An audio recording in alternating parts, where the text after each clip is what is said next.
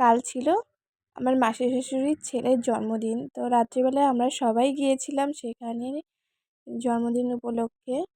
তো এখন হচ্ছে আশীর্বাদ।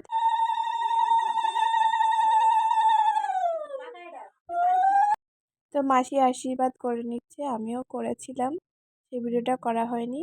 এখানে দেখো কেক আনা হয়েছে, পাবজি খেলতে ভালোবাসে তাই একটা পাবজি থিমের কেক আনা হয়েছে। খুব